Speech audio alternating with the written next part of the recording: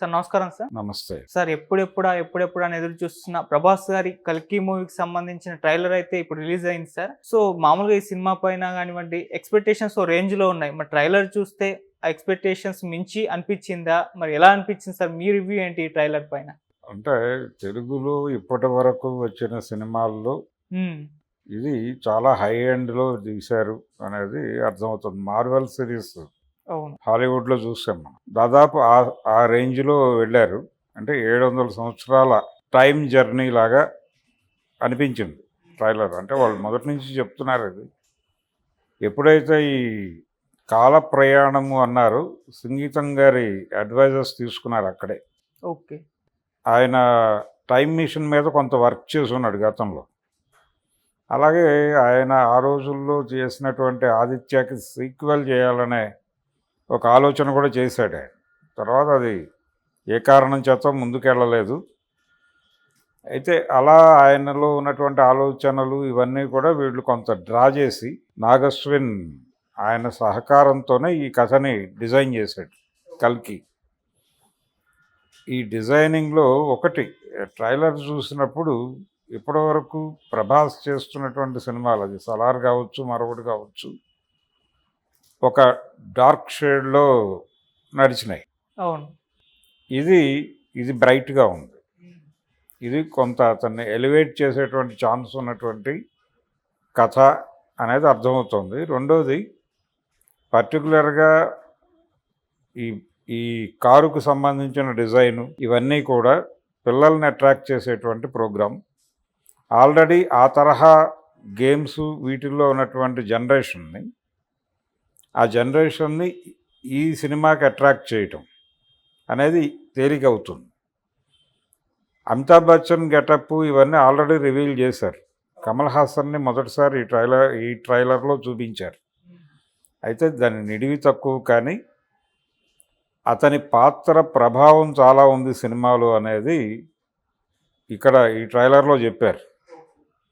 రెండోది, ఇది first part మాత్రమే. దీనికి సీక్వెల్ ఉంది. రెండోది, ఇలాంటి కథలు సిరీస్ చేసినా ఆశ్చర్యపోనక్కర్లేదు.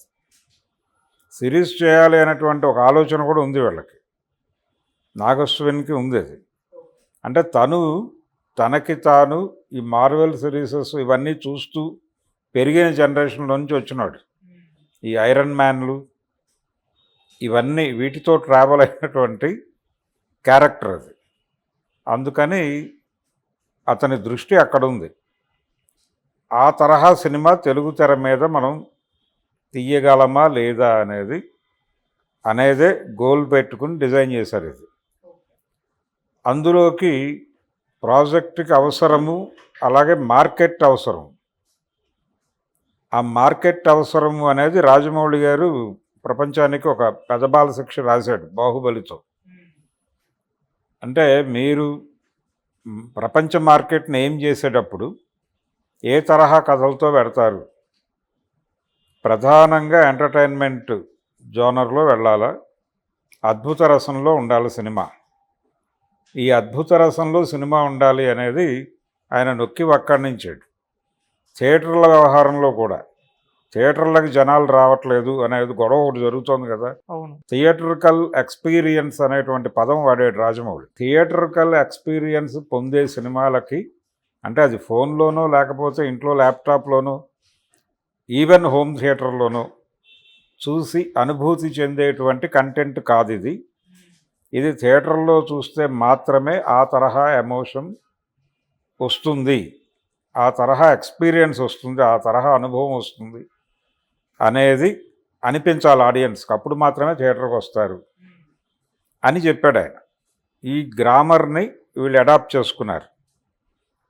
చేసుకుని ఆ రేంజ్లో తీయటంతో పాటు ఈ అద్భుత రసము ప్రధానంగా అన్ని వర్గాల ప్రేక్షకుల్ని థియేటర్కి రప్పించే ప్రయత్నము, మార్వెల్ సిరీస్ రేంజ్లో తెలుగులో ఒక సినిమా చేయగలరు అనేది ప్రూవ్ చేసే పద్ధతిలోనే ఉంది. ట్రైలర్ డిసప్పాయింట్ చేయలేదు. అయితే ఇప్పటివరకు దీని ప్రమోషన్స్కి సంబంధించి ప్రధానంగా ఎక్కువ దృష్టి పెట్టడం లేదు అనే మాట ఒకటి వినిపిస్తోంది. నిజం కూడా అది. అంటే జనాల మనసుల్లో దీని గురించిన ఆలోచనలు ఏమున్నాయనేది పక్కన పెట్టేస్తే బజ్ క్రియేట్ కావడం లేదు అనేటువంటి ఒక అభిప్రాయం చాలామందిలో ఉంది.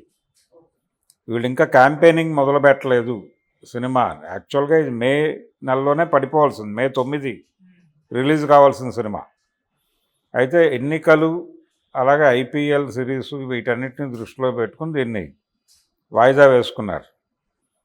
ఈ వాయిదా వేయటము అనేది ఇంకొంచెం రీచ్ పెంచుతుంది అనే ఉద్దేశంతో ఉన్నాడు ప్రొడ్యూసర్. ఆయన మే 9 ఆయనకి సెంటిమెంట్గా కలిసి వచ్చిన రోజు. జగదేక వీరుడు, అతిలోక సుందరి అలాగే మహానటి ఆ టైంలో రిలీజ్ అవడంతో అది కలిసి వచ్చిన డేట్ అనుకున్నాడు ఆయన. సరే ఇప్పుడు పోస్ట్పోన్ అయింది. ఈ సినిమా డిసప్పాయింట్ చేయదు అనేటువంటి భరోసాతో ఉన్నాడు ఆయన, అశ్విని దత్. నాగశ్విన్ కూడా అదే భరోసాతో ఉన్నాడు. ఇప్పటివరకు ఎక్కడా తను ఓపెన్ అయ్యి ఒక్క మాట కూడా మాట్లాడలేదు. ఇప్పటివరకు ఈ సినిమాకి సంబంధించిన సీరియస్ ప్రమోషనల్ యాక్టివిటీ మొదలు పెట్టలే వాళ్ళు. ఈ ట్రైలర్తో మేము ఏం చేస్తున్నాం అనేది, అంటే మొన్న యాక్చువల్గా ఆ బుజ్జి ఓపెన్ చేసిన దగ్గర నుంచి ఒక బజ్ క్రియేట్ అయింది. దీన్ని రోపప్ చేసి రిలీజ్ వరకు లాక్కెళ్ళాలి, జనాల్ని ఆ మూడ్లోకి తీసుకెళ్ళి నడిపించాలి, సినిమా థియేటర్కి నడిపించాలి. ఆ నడిపించడానికి తగ్గ స్టఫ్ అయితే ట్రైలర్లో ఉంది. నెమ్మదిగా ఇక్కడి నుంచి మొదలుపెట్టి వీళ్ళు ప్రీ రిలీజ్ ఈవెంట్స్, ఆ ఈవెంట్స్లో వచ్చేటువంటి కంటెంటు ఇదంతా ఇక్కడి నుంచి మొదలవుతుంది. వాళ్ళ ప్రచార పర్వం మొదలైంది. దీన్ని ఏ లెవెల్లో ఎంత ఎఫెక్టివ్గా తీసుకెళ్తారు అనే దాని మీద సక్సెస్ ఆధారపడి ఉంటుంది. రిలీజ్ అయిన ట్రైలర్ అయితే అన్ని క్యారెక్టర్లని చూపించడంతో పాటు ఒక యుద్ధంలో, ఒక మహాయుద్ధంలో పాల్గొని ఆ యుద్ధంలో బతికిపోయినటువంటి అతి కొద్ది మంది వీరుల్లో ఒకటిగా అమితాబ్ క్యారెక్టర్ని చూపించి ఆ క్యారెక్టర్తో ఒక డైలాగ్ చెప్పించారు. నువ్వు ఒక మహాయోధుడికి జన్మనివ్వబోతున్నావు అని ఓ డైలాగ్. అంటే అది హీరో జన్మ వృత్తాంతంగా తీసుకుంటే అక్కడి నుంచి ఈ జనరేషన్కి కనెక్ట్ చేయటం, అంటే 700 సంవత్సరాల టైం ట్రావెల్లో ఈ మధ్య మనం అనేక సినిమాలు చూస్తున్నాం ఈ తరహా కథలతో. అంటే 3-4 టైం లైన్స్లో కథలు నడుస్తాయి. ఈ 3-4 టైం లైన్స్లో నడుస్తున్న కథల్ని ఒకే ఆర్డర్లో చూపిస్తారు వీళ్ళు. ఒక కన్ఫ్యూజన్ క్రియేట్ అవుతుంది ఆడియన్స్కి. టెనెట్ ఇలాంటి సినిమాలు వచ్చినాయి కదా ఈ మధ్య. దాని ఇన్స్పిరేషన్లో తెలుగులో కూడా తీసే ప్రయత్నం చేశారు. 3-4 టైం లైన్స్లో ఉన్నటువంటి కథల్ని ఒకే దీనిలో పెట్టి జనాలకు, ఒకే క్యాప్సూల్లో పెట్టి జనాలకు అందించడం అనే ప్రోగ్రాం. ఇందులో ఆ తరహా ధోరణి ఉంది అనేది కనిపిస్తోంది. అంటే వాళ్ళు టైటిల్ పెట్టడంలోనే ఆ విషయం చెప్పారు ప్రపంచానికి. ఈ 700 సంవత్సరాలు ఎలా ఉంటుంది జీవితం, అప్పుడు ఎలా ఉంది, ఇప్పుడు ఎలా ఉంది. అంటే మహాభారత కాలాన్ని తీసుకుని అక్కడి నుంచి ఈ జనరేషన్కి కనెక్ట్ చేసి ఒక మహా కథ చెప్పే ప్రయత్నం చేస్తున్నాడు అతను. ఇందులో పెద్ద కాంట్రవర్సీసు వాటికి అవకాశం ఉండదు డెఫినెట్గా. ఆ జాగ్రత్త నాగశ్విన్ తీసుకుని ఉంటాడనేదే నా ఉద్దేశం. అంటే గతంలో కూడా రాజమౌళి కూడా ఇలాంటి జాగ్రత్తలు చాలా తీసుకుంటాడు. అతను యమదొంగ తీసినప్పుడు దాని మీద యమగోళ ప్రభావం ఉంటుందేమో అనుకున్నారు చాలామంది. అంటే Yamagola political drama, political satire. Present society మీద వీళ్ళేమన్నా సెటైర్ వేస్తారేమో అనుకున్నారు, కానీ అటువంటి ప్రయత్నం ఏం లేదు. పూర్తి అద్భుత రసంలోనే నడిపాడు ఆయన. ఎన్టీ రామారావు గారు చేసినటువంటి ప్రయోగాలు చేసే ప్రయత్నం చేయలే. అలాగే ఈ కథలో కూడా ఈ కంపారిటివ్ స్టడీలో ఒక పొలిటికల్ డ్రామా నడపడానికి అవకాశం ఉన్నప్పటికీ నాగశ్విన్ ఆ చొరవ తీసుకొని ఉండడు అని నేను అనుకుంటున్నాను. ఎందుకంటే ఇది యూనివర్సల్ అప్పీల్కి వెళుతున్నటువంటి కథ. ప్రజెంట్ సొసైటీ, సమాజము, దీనిలో ఉన్నటువంటి బంధనాలు, మార్కెట్ ఎకానమీలో మారిన జీవితాలు. కనీసం ఆదిత్యలో ఆయన చెప్పే ప్రయత్నం చేశాడు కొంత. ఆ ప్రయత్నం కూడా ఇందులో జరిగినట్టు ఎక్కడా కనిపించలేదు. ఇది పూర్తి ప్యాసివ్ సినిమాగానే ఉండబోతోంది. జస్ట్ ఎంటర్టైన్మెంటు, థియేటర్లోకి వెళ్ళినటువంటి ప్రేక్షకులు పూర్తి స్థాయిలో ఎంటర్టైన్ అయ్యి అలాగే ఎమోషనలైజ్ అయ్యి బయటకు రావాలా, వచ్చే పద్ధతిలో కంటెంట్ డిజైనింగ్ ఉంది అనేది ఒక ప్రామిస్ అయితే ఈ ట్రైలర్ ద్వారా ఇచ్చారు వాళ్ళు. అశ్విని దత్తుని డెఫినెట్గా గతంలో ఆయనకు ఒక చేదు అనుభవం ఉంది ఇలాంటి ప్రయోగం చేసి. ఆ చేదు అనుభవం ఈసారి పునరావృతం కాదు అనే భరోసా అయితే ఈ ట్రైలర్ ద్వారా నాగశ్విన్ అశ్విని దత్తుకి ఇచ్చాడు. కాబట్టి ప్రభాస్కి కూడా బాహుబలి తర్వాత సీరియస్ హిట్ లేదు. అంటే ఆయన చేసిన సలార్ సినిమా కొంత నిలబెట్టింది తన ఇమేజ్ని, కానీ అది కొంత మేరకే.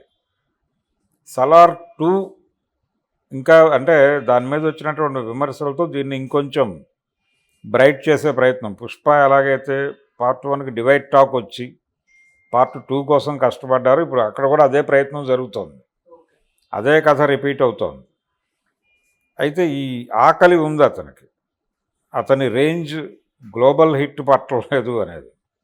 ఆ గ్లోబల్ హిట్ కొట్టేటువంటి ఛాన్సెస్ ఈ సినిమా ద్వారా ఉన్నాయనేది అయితే అర్థమవుతోంది. ప్రభాస్కి కూడా ఇది చాలా బ్రైట్ ప్రాజెక్టే.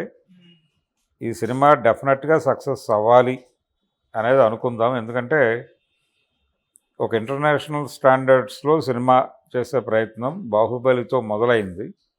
ఆ తర్వాత ఆ తరహా కథలు వచ్చినప్పటికీ ఆ తరహా సినిమాలు తీయటానికి రకరకాల ప్రయత్నాలు జరిగినాయి. బాలీవుడ్లో బ్రహ్మాస్త్ర అనే ప్రయోగం, ఇవన్నీ కూడా వర్కౌట్ అవ్వలేదు. విపరీతంగా ఖర్చు పెట్టారు, విపరీతంగా ప్రమోషన్ చేశారు, కానీ వర్కౌట్ అవ్వలేదు. థియేటర్లో కూర్చున్నటువంటి ప్రేక్షకుడిని ఎంటర్టైన్ చేయడంతో పాటు ఎమోషనలైజ్ చేయడంలో ఫెయిల్ అయినాయి. కొంత లాజికల్గా కనెక్ట్ అవ్వాలి.